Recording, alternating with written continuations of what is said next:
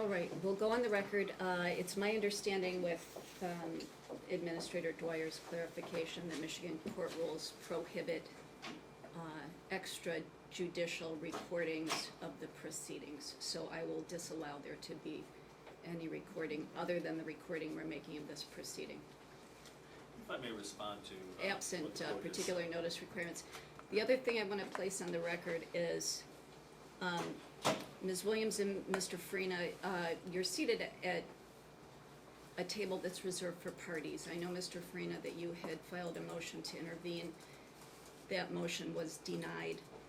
So Ms. Williams and Mr. Farina, I'm going to ask that you sit in the gallery. If I may respond to the court, so I will obviously honor You the can court's requirement. There is no... Will you step to the podium, please? Oh, sorry. In response to Mr. Kincaid's allegations, there is no recording device. What he pointed to is a speaker for computer. Nothing is being recorded or taped. If he had taken an opportunity, to ask what the device is, we would have clarified. It's not a tape recording device. You could have clarified it for me too, but And all it would have taken, instead of creating a misunderstanding, is a simple question, a simple respect for this. I do not have a motion to intervene before the court. I have a motion that says that how the DHS has not followed statutory requirements for placement. I did not ask to intervene. you did previously. That was in May. Yes. This is the motion. This motion today is not that issue. However, there is some housekeeping matters I'd like to address with the court. I just received Mr. Kincaid's response about maybe 20 minutes ago. I had another matter I was working on. I've not received it prior. There are documents attached that are incomplete, including some kind of assessment, a letter dated August 6, 2010, saying a tentative denial. However, it's citing a report dated Mr. August Farina? 9. You're taking up our time. Right. There was a motion to intervene, and the reason I raised that was because that might have given you standing to participate in this discussion. But since it was denied, you do not have standing to participate in this discussion. The reason your motion, or the motion you originally filed, is before the court for any consideration today is because Mr. Jones's counsel said that they endorsed that motion as their own motion. So I'm willing to hear from Mr. Hamden regarding the motion, but I'm not willing to hear from you or from Ms. Williams regarding the motion. Just for the record, my motion for the department to follow their guidelines, not a motion to intervene today, is being summarily denied. I was told I can have an opportunity to argue my motion today. It has been denied without giving me an opportunity to be heard, and Ms. Williams an opportunity to be heard. You're raising an issue of standing, which is not an issue that we've had a chance to respond to, because it's not an issue of standing. It actually, in reading a little bit of what he's presented, it's an issue of jurisdiction, and whether this court has jurisdiction. Now, if I would be afforded the same opportunity to respond to their response, instead of giving it today, I would respectfully ask the court to give me that opportunity. We did not raise an issue of standing. We cited the Michigan statutes. We are saying that the law has been broken and not followed, for the record, and that's why we're here today. We're complying with DHS. We're not saying take the custody away from DHS. We are saying DHS has broken the law, not followed the statutes. We've provided ample motion and ample brief in support of that, and a counter-argument has been brought up as to standing. We're not addressing that. That's not the issue from our perspective. If the court wants us to step out and not participate, we will gladly follow what the court does. I'm not asking you to step out of the courtroom. I'm just asking you to sit in the gallery with non-parties. I have no problem following what the court has. Do I have a chance to present my motion today? No, you do not. Mr. Hamden will argue it because he endorsed it. I'm going to argue it in a limited capacity, Your Honor, because I was not involved in this case in May. I'm now the third attorney of record on behalf of the respondent. So my intent at the last hearing was simply to say that the argument which was being raised by counsel, my client endorses. But I'm not going to sit here and make representations regarding what did or did not occur on behalf of the maternal grandmother in Wayne County, because I don't represent her. I've not had a conversation with her, and I'm not going to represent anything to this court that I'm not sure is accurate. So I'm going to adopt his motion and adopt his argument, but I'm not going to represent anything to this court regarding what occurred previously. Okay, So then I will stand then on the The written motion. motion will Has have it- to speak for itself. It will, because I'm not going, and I hope the court appreciates my position. I understand the spot you're in. Yeah. As a, Right. as a point of clarification, we are not referencing any motion from May. This is a separate motion, separate issues. You're just not following what I'm saying, so I'm gonna let you go ahead, Mr. Farina, and have a seat in the gallery. And, Ms. Sisson, was there anything other than your written response that you wanted to place on the record? Just as If a you point, would I will yield, clearly. Mr. Farina, I sit will down follow. now. This is one more Sit clarification. Down. Are you denying my Now. motion? Is that correct? No.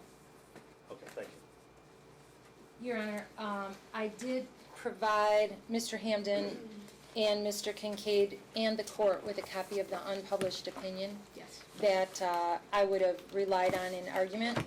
As it is, I would just rely on it as it stands. I think it's very similar. As to the motion, the core issue, I believe my response speaks for itself. I do not believe they have standing, and I don't think anything else needs to be said on that. Mr. Kincaid? Your Honor, I think you got it. I believe that I agree with the prosecutor's statement that there is no standing to intervene here for a party that, for a person that isn't a party.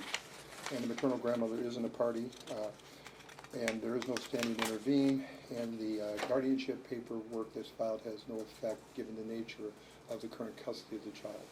And I would object to any standing being granted under the points I've identified in the motion, and I don't have further argument unless the court wishes to hear something in regards to placement.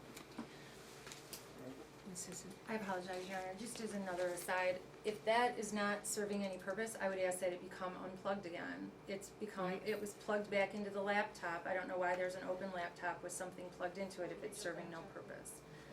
Otherwise, I wouldn't mind taking a look at it to see what it is, because Why don't we have the laptop closed and removed and whatever that is unplugged? Thank you. It's a speaker, that's all. It don't record, it's just a speaker. You can go to any place and it's not, and this computer is not plugged in. Thank you, Your Honor.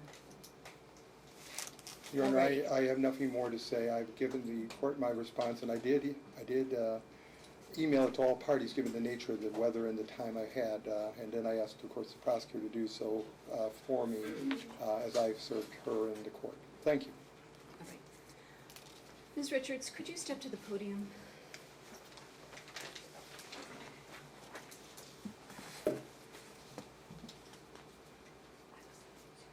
Thank you so much. Would you please state your first and last names? Robin Richards, DHS monitor for Sanaya, former DHS monitor for Sanaya. Tell me for what period of time you were the DHS monitor for Sanaya? From the opening of the case in, I believe it was May of 2012 through December of this year. Maybe the Is it 13th. possible it was June of 2012 June of 2012 until? through December 2013. Okay. And do you know a child named Malik Tucker? Yes, And have you had any professional involvement with Malik's case? yes, I was the DHS monitor for Malik's case also. For what period of time were you the monitor for Malik? Well, let me ask this, was there a DHS monitor or a DHS direct worker other than you? Miriam Connolly. She was Miriam Taylor at the time, I believe, and she was a direct care worker, and then I took the case after Miriam had. What was the agency that was contracted to do foster care for Malik? Judson Center. And are you aware of whether, Oh, in- I'm sorry, first it was Orchards Children's Services, okay. and then Judson Center. Are you aware of a home study ever having been done for Malik's maternal grandmother? Yes, a home study was completed by Orchard's Children's Services in 2010, I believe. And that was on Debbie Williams. Your Honor, as a- Yes. Are we allowed to object? No. We raised an objection as to hearsay on this matter. No, you're not allowed to. Is not- And don't interrupt this proceeding again, Mr. Farina. Just All for the right. record, I do not have any, so my motion is not to be heard, is that correct? And you're not gonna give us an opportunity to address it, what you I said am not last week. addressing this further with you. Just wanna make sure, just for the record. So what you said last week, you're not following this week, is that correct? What I said last week was that I was allowing respondents' motion on this piece to be heard, and that's what the court said through its written order. So to the extent Mr. Hamden has made a presentation on that motion, I'm going to address it. But it's So- not your motion. I prepared and filed the motion, you allowed me to file the motion, it was accepted, the response was to me. Be to my quiet client. and sit down or leave the courtroom, Mr. Frida. I will have, I guess, obviously have to leave the courtroom, you're not giving us any opportunity to do process rights here, I understand. And I'm not clear about the position of Mr. Hamden's on my motion. It was in full agreement last week, it's now being changed. No, my position is not being changed. What I'm telling this court is that I do not represent the maternal grandmother. I am not going to make representations on her behalf regarding what did or did not occur on her end. And to do so to this court would be inappropriate. All I can do is incorporate his arguments as written in his motion. And that's about I think the extent to which I can do, abiding by my obligations to this court. So Thank there's you. been- but there's been no I'm done with offset. you, Mr. Farina. I understand, you're finished with me, I understand. We're finished also, thank you very much for your, I don't know what we call it, Judge, I don't know what you've done. Get out of this I courtroom. will leave you, thank you for your time. We reserve our right to appeal.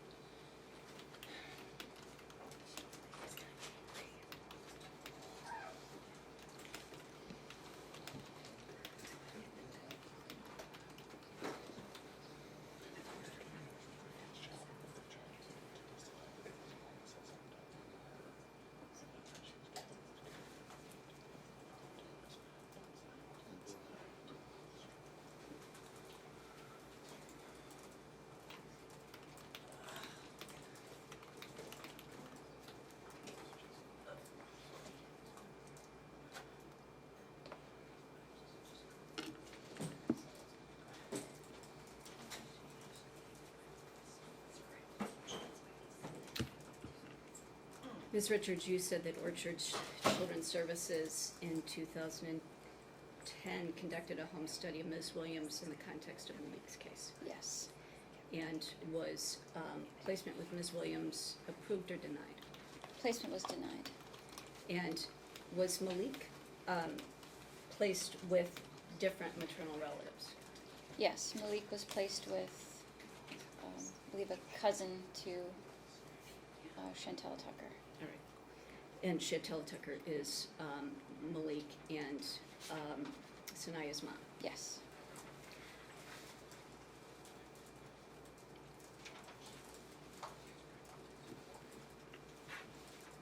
Does anyone have questions for Ms. Richards based on my questions? I do not. I just have one question, if I may. And I might as well, Your Honor. Oh, Go well, ahead. No, I'm no, no, sure. that's all right, Mr. Kincaid, please.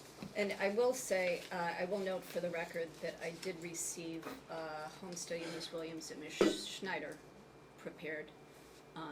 But I assume since Ms. Schneider was here, it wasn't appropriate necessarily to question Ms. Richards about that. For this record, I incorporate my response into the record if the court would permit me. I don't want to add to it, or, say more than I've already written down, if I may. Incorporate it in the record. Knowing what you do about the request to change placement for my client to the maternal grandmother, today, would you recommend such a change? No. Do you believe that that change would be detrimental to the health of the child in this case? Based on the maternal grandmother's history with professionals, I believe, I don't believe that she could communicate effectively with professionals to keep Sanaya safe. Right. And you believe that Sanaya's in a safe placement? I do. And you believe that for the last around 18 months, that this placement's been dealing one way or another with her needs? Yes, And that they are effectively maintaining her in a healthy, safe environment? I believe they are. All right, thank you. I don't have anything else. Mr. Hamden, did you have questions? Am I understanding correctly that the only reason why you have found the grandmother inappropriate was because of her inability to communicate with professionals? I wouldn't, it's not just her inability to communicate. I think her communication style is very aggressive. She refers to the children as being kidnapped, the removal. She has a lack of understanding of why the children were removed in the first place. And I'm sorry, I didn't want to cut you I'm off. sorry. And she has been removed from the hospital based on her behavior. When you conducted your home study, did you get an opportunity to actually review her residence? I didn't complete a home study. That was Ms. Schneider. You did for Malik? am I Oh, correct? the Orchard Children's Services did that. Okay. And did they report to you anything regarding whether her home was suitable? I believe her home was suitable. The Is- physical home, Correct. That's what I'm yes, asking. yeah. So your understanding is that there were no issues regarding the actual placement in the home itself, more along the lines with the maternal grandmother and her overall interaction with the child's caregivers. Yes. I don't think I have anything further. If I could just ask a question. Did Ms. Williams ever touch you or lay hands on you when you've been dealing with her? Yes. How so? The first time I met Miss Williams, she grabbed me by both shoulders and kissed me on the cheek Okay. twice. Did you find that, Unusual. did you find that unusual? I did. Okay, thank you. What was, you made reference to something that happened at the hospital. And can you tell me about that? I would just ask for a foundation, and I know it's your honor's question, and I hate objecting to judges' questions, Okay. but if she wasn't there, then she may not be able to give a proper foundation for it. We can certainly hear about who your information source is, Ms. Richards. The social worker, Sarah Randall, And the social worker for, at DHS, or, no, at the hospital. okay, and this was at U of M Hospital? Yes. And to the what did Ms. Randall say? And to the extent to which it's a hearsay question, I'll lay an objection. But go ahead. I'll overrule it. I'm but sure you will, your honor, thank you. And I should say, because it goes to the issue of placement, that I think evidence that is material and relevant is admissible, that it doesn't have to be non-hearsay. Miss Randall, I spoke to her 2 days ago about this case, just to find out what Miss Williams' behavior was like when she was visiting. She had a very vivid memory of the family, and she said it was very chaotic when the family would visit, that Miss Williams would tape the hospital staff. She was constantly recording them, and they asked her to stop doing that, and she continued to do it.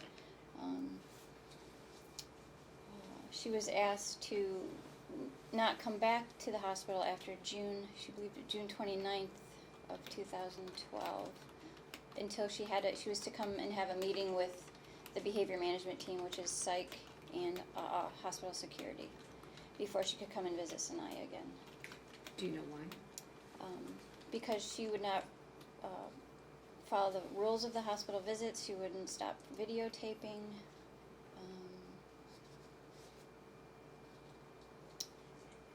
Actually, I can't remember what else. Those were the main things, that she was disruptive to Sanaya's care. Okay, thank you. All right, and did I swear you in, Ms. Richards? I think you did, Go ahead. Do you swear or affirm that the testimony you have given and will give in this matter is the truth, the whole truth, and nothing but the truth? Yes. Thank you so much. Could I ask one follow-up question, Your Honor? To Ms. Richards? Yeah. Yes. Was there any consideration given to the paternal grandfather's residence replacement? I believe that that was a goal that the worker was working on with Mr. Jones to get certified and be able to take care of Sanaya's medical needs, to get the training done, the trach training, and But what I'm asking, not specifically with regard to Mr. Jones, but, and they're both Mr. Jones, so I'm going to be a little careful on the record. Not Mr. Jones Jr., my client, but his father. I guess the question I have is, was any home assessment done as to his residence? I would have to defer to Judson on that. Fair enough. Ms. Richards, when did Ms. Williams or Mr. Jones ask you to do a home study in Sanaya's case? I was never asked. I was never contacted or asked to complete a home study In Sanaya's case? in Sanaya's case. Okay, thank you very much. All right, regarding the motion,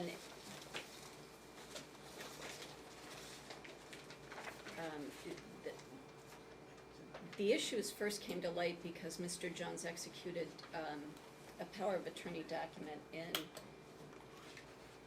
January of 2014 that delegated parental authority to Debbie Williams. Ms. Williams submitted a motion for relative placement.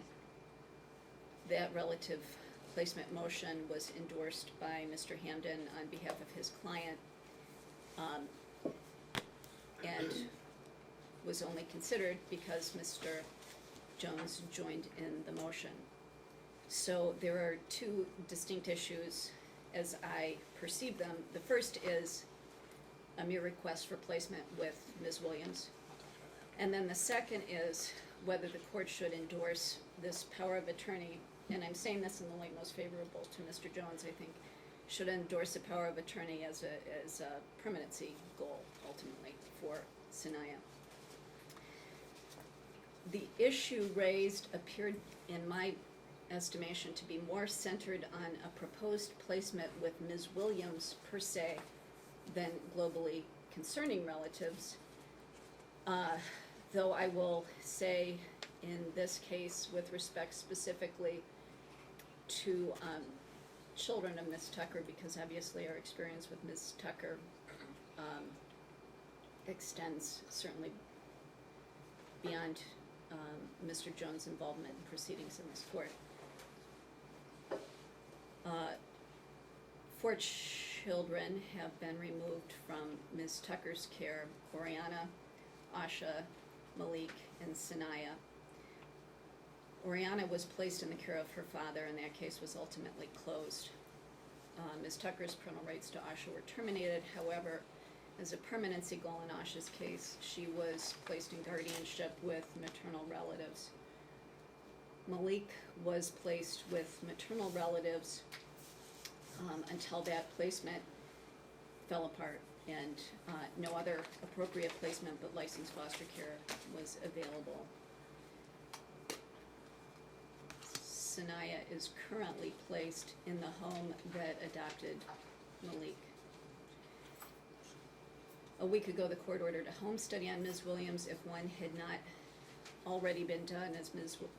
Richards testified, one was done in Malik Tucker's case.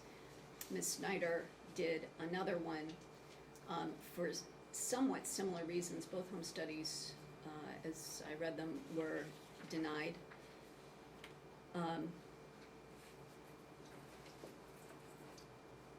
And I will note, Ms. Richards said that there had not been a request by Ms. Tucker to be a candidate for Sanaya's placement.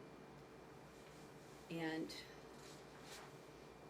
Ms. Tucker was present in court at the preliminary hearing in Sanaya's case back in June of 2012.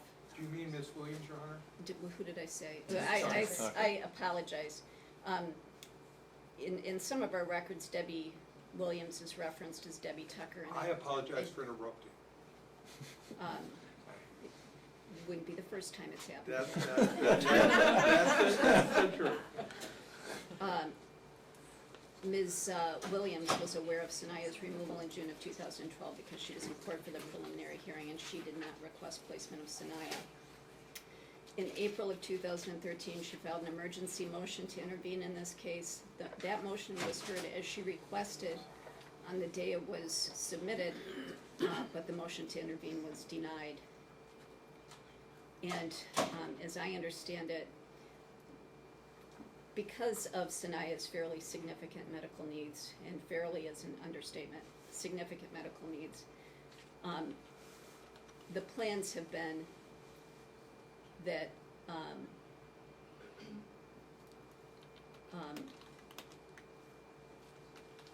it has simply been unreasonable for very many people to come up to speed with care of Sanaya. Her present foster parents prepared for a significant period of time to be able to assume care of her. Mr. Jones participated to some degree in that process. And so a lot of energy, I think, was focused on Mr. Jones becoming in a good position to be able to assume care of Sanaya. So the present power of attorney is a somewhat new proposition. The court wants to make note of a couple of historic issues. One is in case file 92-20898 NA. Chantella Tucker, Mario Tucker, and Joseph Williams were wards of this court after long child protection proceedings, and including a 1993 adjudication. Ms. Williams was found responsible by the court for behavior that included child abuse, erratic and neglectful conduct. In case file 98-26145DL, which was a delinquency file of Chantella Tucker, in 1999, there was more erratic conduct on the part of Ms. Williams, and the court ultimately issued an order, and the court being the Honorable Nancy Wheeler, finding that Ms. Williams' visitation with Chantella was disruptive to the child's improvement and presented a risk to the staff and peace of Lakeside Center where Chantella was placed. At the origin of this proceeding, a guardianship case was commenced in Wayne County fraudulently, and on the basis of that fraud, the judge who issued the guardianship, which granted guardianship to Debbie Williams by Chantella Tucker, set it aside. That fact was adjudicated by Ms. Tucker's plea in this matter.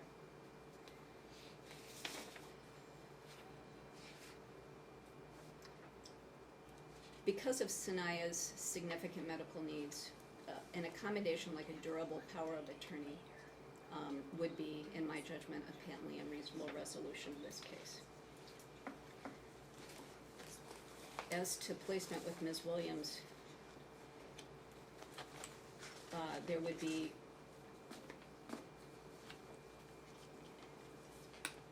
two hallmarks that I think would need to be present in order for that to be appropriate. First, the court would have to be convinced that Sanaya would be safe in her care. And based on the home studies, as well as the court's history with Ms. Williams and the adjudicated child protection case, the court could not find that Sanaya would be safe in the care of Ms. Williams. In addition to her safety, there would have to be cooperation, at least so far as this was proposed to be a placement for the duration of child protection proceedings. And it is certainly clear that Ms. Williams would not be cooperative. Ms. Schneider's home study seemed to indicate that Ms. Williams was duplicitous even about the unit number she resided in at her apartment complex.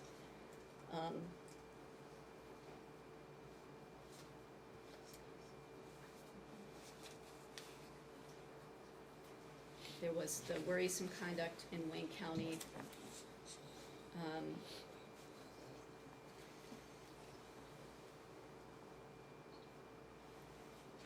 And conduct that can be, I think, characterized as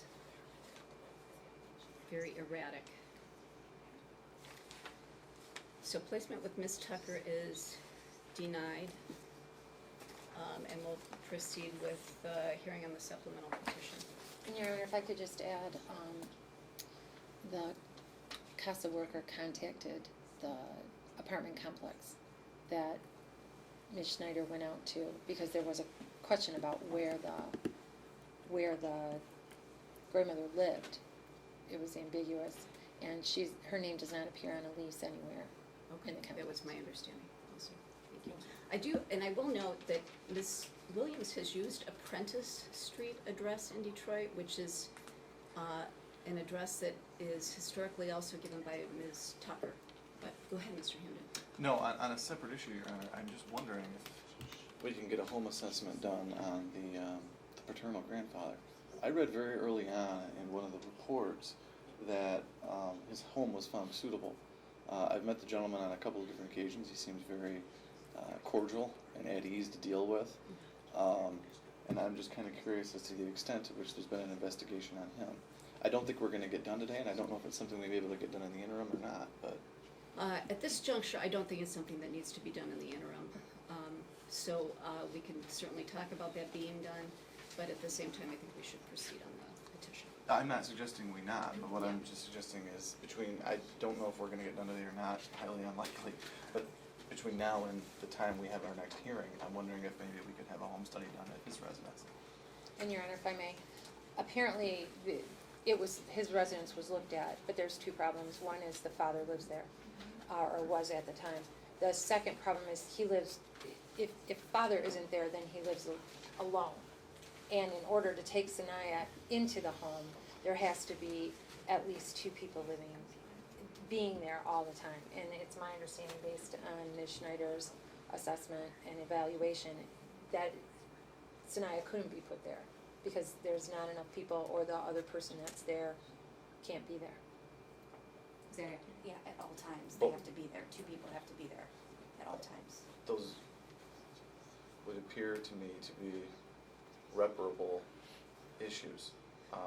One, I could certainly advise my client that for the time being, he cannot reside there, and then Mr. Jones Sr. would just need to find somebody else to reside in the home.